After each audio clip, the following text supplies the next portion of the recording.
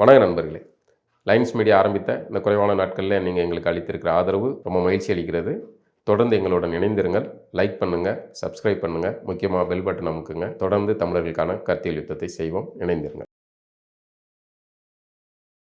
வணக்கம் நண்பர்களே. இன்றைக்கி நம்ம கூட உரையாடலுக்காக சின்னாக்கு பதில் தம்பி விக்கி இணைஞ்சிருக்காப்புல. நம்ம இன்றைய உரையாடலுக்குள்ளே போகலாம். என்ன தம்பி, இன்னைக்கு என்ன ஒரே பரபரப்பாக இருந்துச்சு பார்த்தீங்களா? தமிழ்நாட்டிலே ரொம்ப பரபரப்பாக ஓடிட்டு இருக்குது நம்ம சட்டசபை தான். பிக் பாஸ் விட்டுட்டு இப்போ எல்லாருமே சட்டசபை பார்க்க ஆரம்பிச்சாங்க. ஏன்னா சட்டமன்றத்தை பிக் பாஸோட ஒப்பிடுறாங்க. இல்லைனா மக்கள் ஃபுல்லாமே அதை தான் பார்த்துட்டு இருப்பாங்க. இப்போ காலையில் உட்காந்து டிவி ஆன் பண்ணாலே இப்போ எங்கள் ரூமில் கூட பசங்க உட்காந்து சட்டசபை தான் பார்த்துட்டு இருக்காங்க எல்லாருமே. இன்னைக்கு நடந்த சட்டசபையை பற்றி இன்னைக்கு என்ன நினைக்கிறீங்க? உட்காந்து சிஎம் வந்து இன்னைக்கு உரையாற்றி இருக்கிறாரு. ஆமாம், விஜயோடைய மாசான உரை விஜய் நமக்கு அரசியல் ரீதியாக விமர்சித்தாலும் கூட இன்றைய உரையை இன்றைய சட்டமன்ற நிகழ்ச்சியை ரொம்ப ரசித்தேன். நம்ம என்ன தான் விஜய் விமர்சிக்கணும்னு பார்த்தாலும் கூட அவர் இன்றைக்கு எல்லாமே போட்டு பொழந்தாப்புல சல்லியாக நொறுக்கிட்டாங்க அப்படிங்கிறது மாதிரி விஜய் சல்லியாக திமுக செதைச்சி ஒவ்வொரு ஊழலாக வெளியே. ஆமாம், ஒவ்வொன்றா போட்டு அடிச்சதில் அவங்க செதறி ஓடுற நிலைமை ஆகி போச்சு. வெளியே போய் கையன்னு கத்திட்டு தேவையில்லாத வாசகங்கள்லாம் பேசுகிறாங்க. சட்டமன்றத்தில் விஜய் பேசியிருக்காப்புல, அதுக்கு பதில் சொல்லணும்னா அந்த கருத்தியெல்லாம் பேசணும், அல்லது அந்த தர்க்கமாக அதுக்கு பதில் சொல்லணும்னா அதை பேசணும். அதை விட்டுட்டு வெளியே போய் செங்கல்பட்டு கோர்ட்டு மனைவி இதெல்லாம் நாகரிகமான பேச்சு கிடையாது. உதயநிதி இந்த மாதிரியான செயலை செய்வது அது திராவிட வார்ப்பு, திராவிடத்தின் வளர்ப்பு இப்படி தான் வரும் அப்படிங்கிறதுக்கு சாட்சியாக இருக்குது. என்ன பேசணும்? அவங்களுடைய குடும்ப பிரச்சனையை பேச வேண்டிய இது இருக்கா? இதுக்கு என்ன இது இருக்குது? விஜய் இன்றைய உரையில் நிறைய விஷயங்கள் பேசியிருக்காப்புல. அதில் ஒரு குட்டி கதை சொன்னாப்புல, அதுதான் இவ்வளோ வெறியானது காரணம். என்னப்பா தம்பி, அதில் இன்னொன்று நம்ம இவர் எடப்பாடி பழனிசாமி அப்படி சொல்லும்போது அவர் அதுதான் ரொம்ப முக்கியமாக. ஆமாம், எடப்பாடி அதை ரொம்ப ரசிச்சேன். ஒன்று எதிர்கட்சி வரிசையில் திமுக அதிமுகன்னு ஒரே அணியில் உட்கார வச்சுட்டாங்க. திமுக போட்டு செதைச்சதில் எடப்பாடி ரசிக்கிறாப்புல. அதில் அந்த கிளாசிக்கானது அதுதான். என்னப்பா தம்பி அப்பாவை காணோம் அப்படிங்கிறது எவ்வளோ ஒரு பெரிய.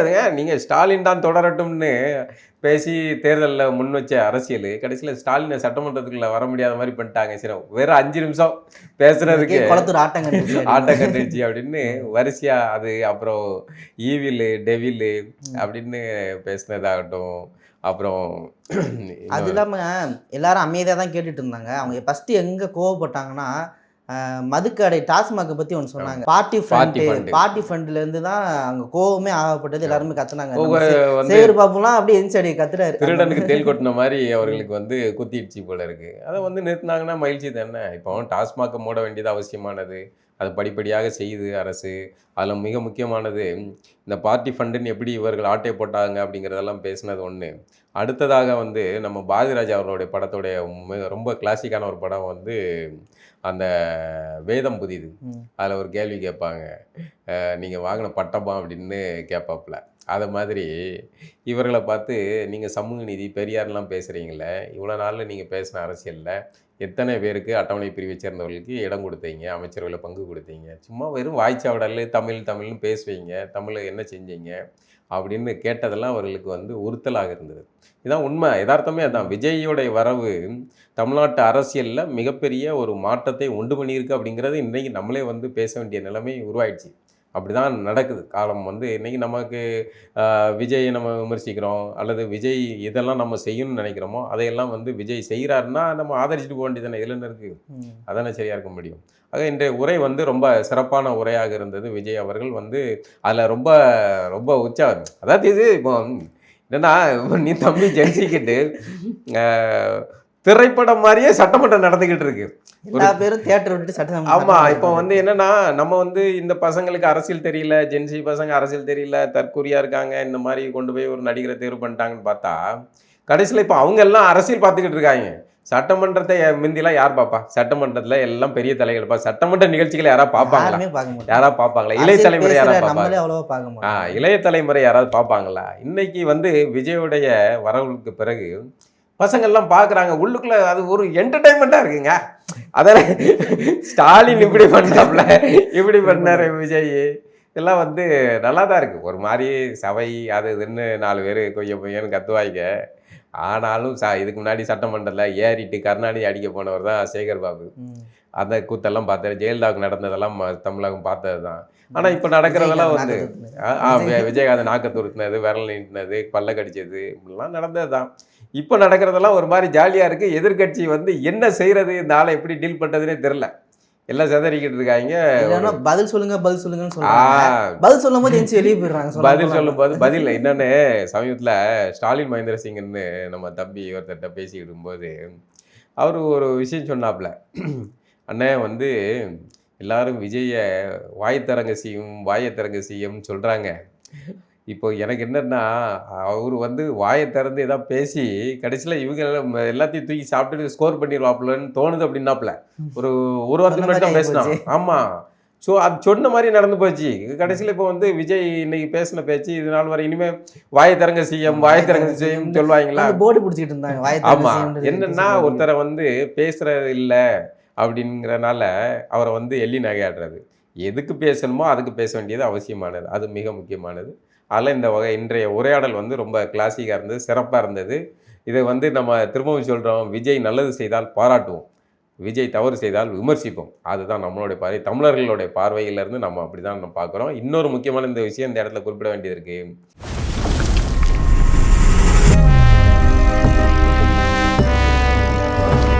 கல்யாணம் ஆகலை, குழந்தை குட்டியும் இல்லை, அந்த தைரியம் தான் உனக்கு.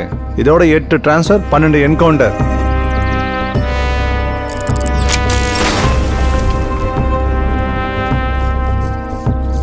இதில் பேர் மட்டும் அமைதிராஜ்.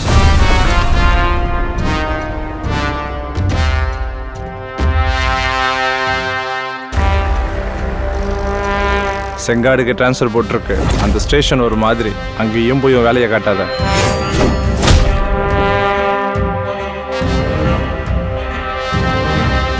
இதான் சார் நம்ம ஸ்டேஷன். இங்கே எந்த பிரச்சனையும் இல்லை சார். எனக்கு கேஸ்லாம் வராது சார்.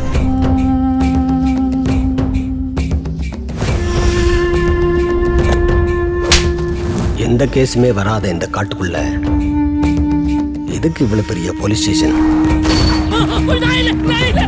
இங்க தப்பு நடக்கலையா இல்ல தப்ப சரியா மறைக்கிறாங்களா?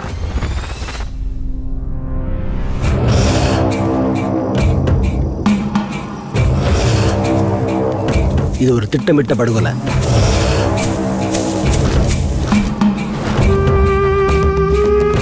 இத்தனை வருஷத்துல ஒரு காட்டு விலங்கு அடிச்சு கூட இங்க யாரும் செத்ததில்லை. ஆனா இப்ப எனக்கு என்னமோ இது பெரிய வழக்கா இருக்க போகுதுன்னு தோணுது.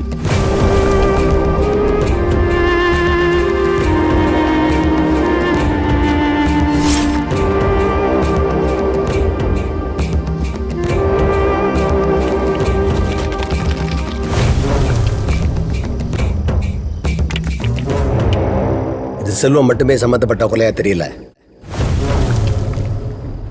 தமிழ்நாடு அரசு போக்குவரத்து கழகம் அதில் வந்து திராவிட மாடல், திருட்டு திராவிட மாடல் கடைசி வரைக்கும் வந்து தமிழர்கள் போராடியும் வந்து தமிழ்நாடு என்ற வாசகத்தை வைக்கவில்லை.